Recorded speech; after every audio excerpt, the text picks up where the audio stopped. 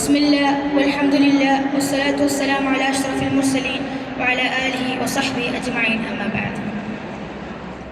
ഏറ്റവും ബഹുമാനാദരം നിറഞ്ഞ ഉസ്താദുമാരെ, രക്ഷിതാക്കളെ, എൻ്റെ പ്രിയപ്പെട്ട കൂട്ടുകാരെ,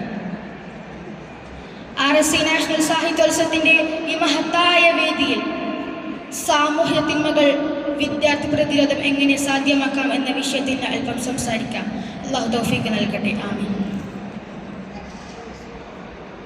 ഇന്ന് നമ്മുടെ സമൂഹം നേരിടുന്ന ഏറ്റവും വലിയ വെല്ലുവിളിയാണ് സാമൂഹ്യ തിന്മകൾ.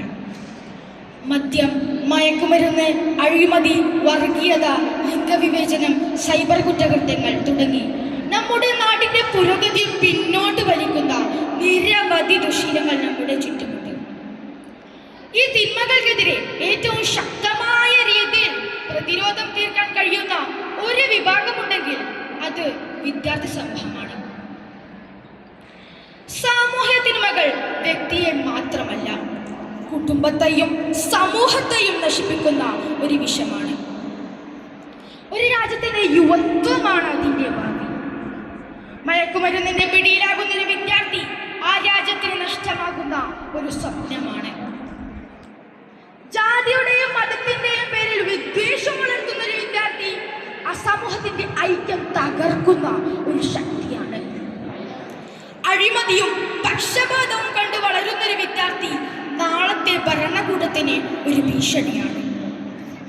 അതുകൊണ്ട് തന്നെ ഈ തിന്മകളെ പ്രതിരോധിക്കേണ്ടത് നമ്മുടെ ഓരോരുത്തരുടെയും സാമൂഹ്യ ഉത്തരവാദിത്തമാണ്.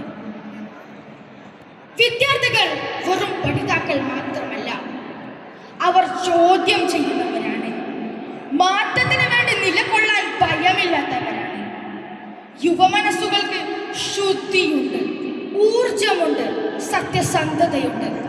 തെറ്റായ രീതികളെ ചോദ്യം ചെയ്യാനും മുതിർന്നവരുടെ തെറ്റുകൾ ചൂണ്ടിക്കാണിക്കാനും അവർക്ക് സാധിക്കും.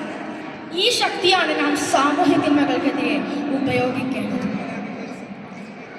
നന്മ കൽപ്പിക്കുകയും തിന്മ വിരോധിക്കുകയും ചെയ്യേണ്ടതിന്റെ പ്രാധാന്യം നമ്മുടെ മുത്ത് മുഹമ്മദ് മുസ്തഫ സല്ലല്ലാഹു അലൈഹി വസല്ലം പഠിപ്പിച്ചിട്ടില്ലേ?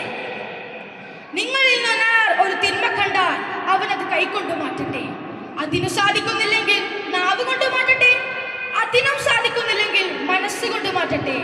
അതാണ് വിശ്വാസത്തിന്റെ ഏറ്റവും ദുർബലപ്പെട്ട അവസ്ഥ. തിരിച്ചറിവുണ്ടായിട്ടും പ്രതികരിക്കാതിരിക്കുന്നത് ഒരു വിശ്വാസിയുടെ രീതിയല്ല.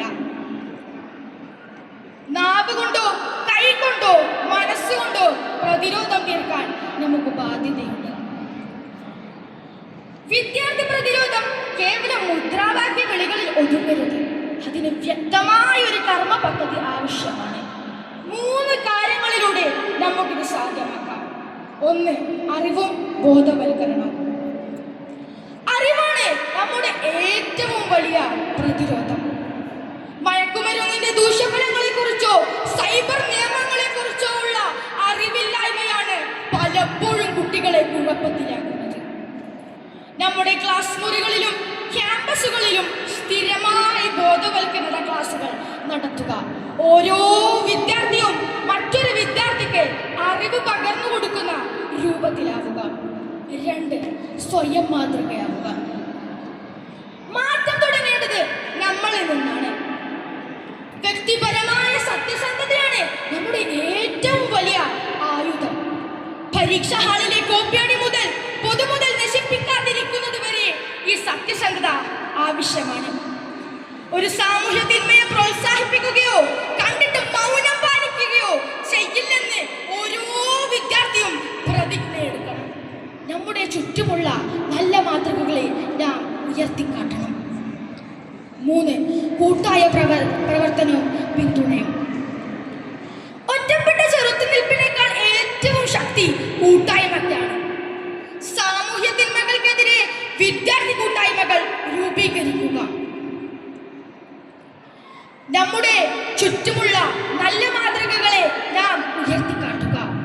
നിങ്ങളുടെ ഒരു ചങ്ങാതി മയക്കുമരുന്നിന്റെ അടിമയാണെങ്കിൽ അവരെ ഒറ്റപ്പെടുത്താതെ അവരെ തിരികെ ജീവിതത്തിലേക്ക് കൊണ്ടുവരാനുള്ള പിന്തുണ നൽകുക. തെരുവുകളിലും സോഷ്യൽ മീഡിയയിലും ധാർമ്മിക ശബ്ദം ഉയർത്തുക. നിങ്ങളുടെ പേജുകൾ വെറും വിനോദത്തിന് മാത്രമാക്കരുത്, മാറ്റത്തിനും വേണ്ടിയാവുക. കൂട്ടുകാരെ, വിചാരിക്കുന്ന നല്ല സമൂഹം മറ്റാരോ വന്ന് ഉണ്ടാക്കി തരികയില്ല. അത് നിങ്ങളുടെ ഓരോരുത്തരുടെയും കൈകളിലാണ്.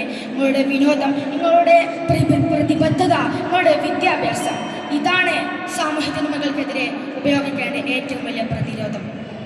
നമുക്ക് ഒരുമിച്ച് ഭയമില്ലാതെ ധീരതയോടെ നമുക്കിതിനു വേണ്ടി പ്രയത്നിക്കാം. കാരണം നിങ്ങളുടെ ഓരോരുത്തരുടെയും നിശ്ചയദാർഢ്യമാണ് നാളത്തെ നല്ല സമൂഹത്തിൻ്റെ അടിത്തറ. അള്ളാഹു നമ്മെ നല്ല സമൂഹത്തിൽ ഉൾപ്പെടുത്തുമാറാകട്ടെ. ആമീൻ എന്ന് പ്രാർത്ഥിച്ചുകൊണ്ട് അസ്സലാമു അലൈക്കും വറഹ്മത്തുള്ളാഹി വബറകാതുഹു.